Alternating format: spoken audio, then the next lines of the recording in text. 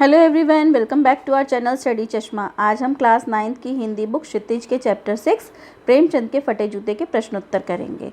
तो चलिए शुरू करते हैं। पहला क्वेश्चन है, हरिशंकर परसाई ने प्रेमचंद का जो शब्द चित्र हमारे सामने प्रस्तुत किया है उससे प्रेमचंद के व्यक्तित्व की कौन सी विशेषताएं उभर कर आती हैं।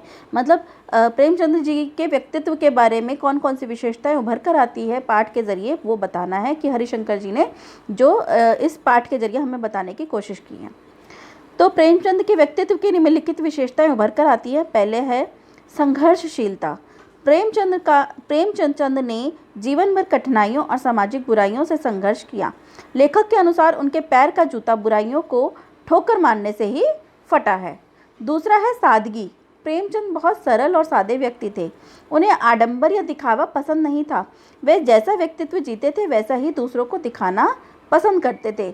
उनमें दूसरों के सामने कुछ और अस्तित्व में कुछ और दिखाने की क्षमता नहीं थी। मतलब एक तो उन्होंने कठिनाइयों का सामना किया था, सामाजिक बुराइयों से मतलब सामाजिक बुराइयों को दूर करने की कोशिश की थी, उनके बारे में बोलते थे, ठीक है। और सादगी, वो बहुत ज़्यादा सरल और सादे व्यक्ति थे। उन्हें आडंबर या दिखावा पसंद नहीं था।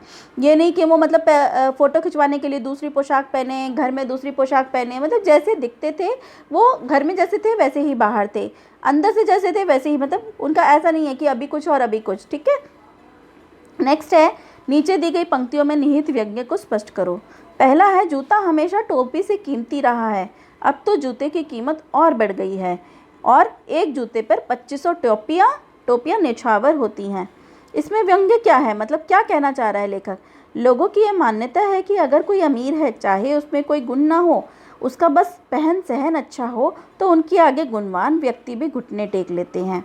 जैसे जूते के स्थान पाँव में है परंतु वह टोपी से महंगा है। मतलब लोग ये सोचते हैं कि अगर कोई आदमी अमीर है तो भाई उसमें चाहे कोई गुण भी ना हो, कोई उसमें कोई खूबी ना हो, लेकिन अगर अच्छा पहना है, अच्छे से रहता है तो वो बहुत मतलब अच्छा आदमी है और उसके आगे कोई गुणवान व्यक्ति की कोई वैल्यू नहीं है, ठीक है। गुणवान व्यक्ति के क्योंकि उसके आगे पैसा नहीं है तो गुणवान व्यक्ति भी उसके आगे घुटने टेक देते हैं। जैसे कि इसको एक कंपेयर किया गया है जूते और टोपी से। जैसे जूतों का स्थान जो है वो पैरों में है और टोपी का स्थान हमारे सर पे है, लेकिन जूते टोपी से ज़्यादा महंगी होती है, इसीलिए इसकी बड़ी इज्जत है। अर्थात सिर पर बैठने वाली टोपी का कोई महत्व नहीं।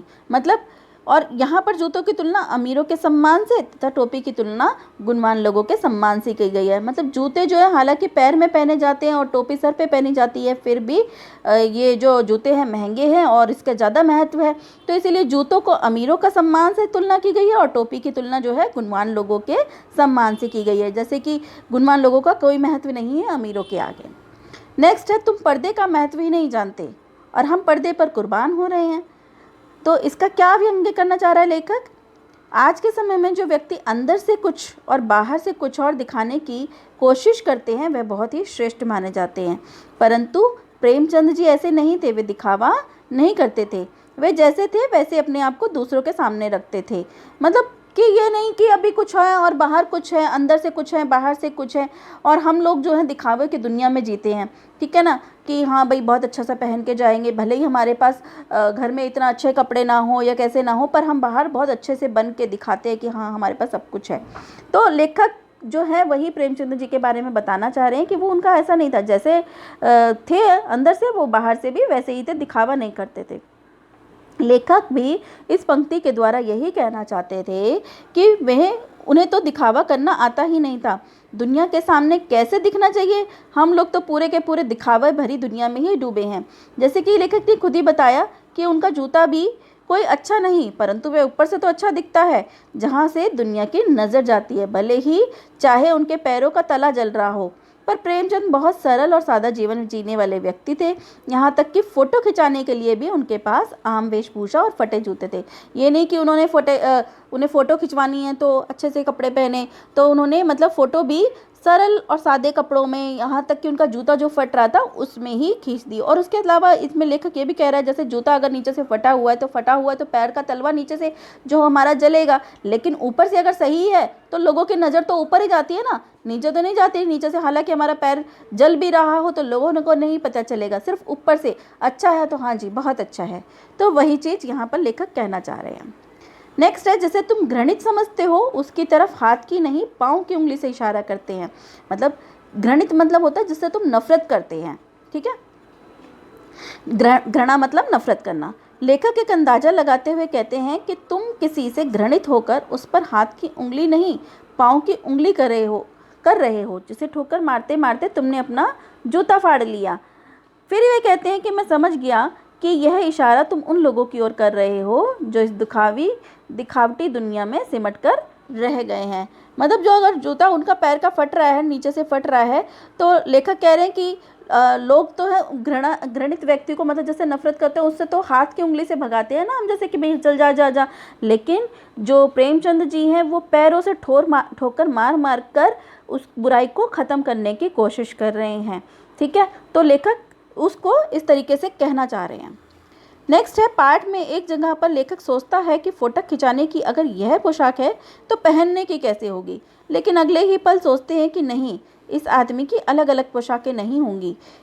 आपके अनुसार इस संदर्भ में प्रेमचंद के बारे में लेखक के विचार बदलने की क्या वजह हो सकती है। मतलब लेखक ने पहले तो सोचा कि भाई फ़ोटो खिंचवा रहा है ये पोशाक में, इन कपड़ों में, तो अगर इन कपड़ों में फ़ोटो खिंचवा रहा है तो घर में किस तरीके के कपड़े पहनता होगा। फिर लेकिन उन्हें लगा कि नहीं, इस आदमी की पोशाकें अलग अलग नहीं होंगी। तो वो प्रेमचंद जी के बारे में लेखक के जो विचार बदले एकदम, उसकी क्या वजह हो सकती है। जब लेखक ने यह कहा कि उनके फ़ोटो खिंचाने की यह पोशाक है तो पहनने की कैसी होगी, तब उन्होंने एक सामान्य व्यक्ति से तुलना करते हुए कहा, क्योंकि लोगों के घर पर रहने की पोशाक अलग और बाहर जाने की पोशाक अलग होती है।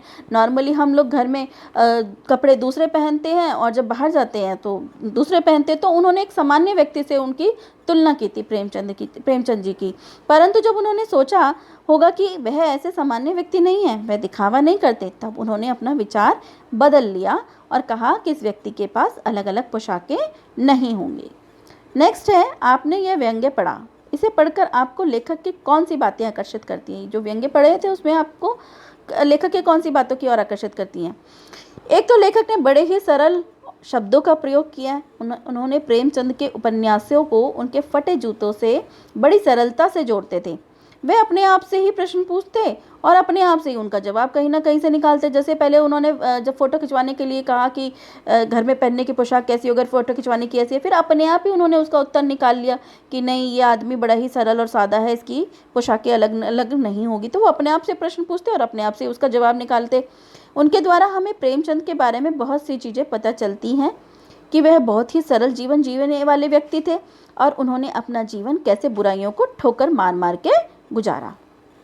नेक्स्ट है, पाठ में टीले शब्द का प्रयोग किन संदर्भ को इंगित करने के लिए किया गया होगा। मतलब टीले शब्द का प्रयोग किन चीज़ों को बताने के लिए किया गया होगा। पाठ में टीले शब्द का प्रयोग उनके मार्ग में आई रुकावटों के लिए किया गया। जैसे टीला जो होता है ना, मतलब पहाड़ टाइप का जैसे कह सकते हैं हम, तो वो जैसे मजबूत सा होता है, तो उसको उस टीले से कंपेयर किया गया उन रुकावटों को। वह मुश्किलें जो उनके जीवन में आई होंगी, जैसे कि गरीबी, लोगों का तिरस्कार, भ्रष्टाचार, समाज की कुरीतियाँ, ये आदि शब्द जो है टीले के लिए प्रयोग किया है। वह उन मुसीबतों से डरकर भागे नहीं बल्कि उनका सामना किया, जिस वजह से उनके जूते फट गए। तो यहाँ हमारे प्रश्न उत्तर खत्म होते हैं। नेक्स्ट वीडियो में नए क्वेश्चन नए चैप्टर के साथ मिलेंगे। So stay tune for more videos. Till then.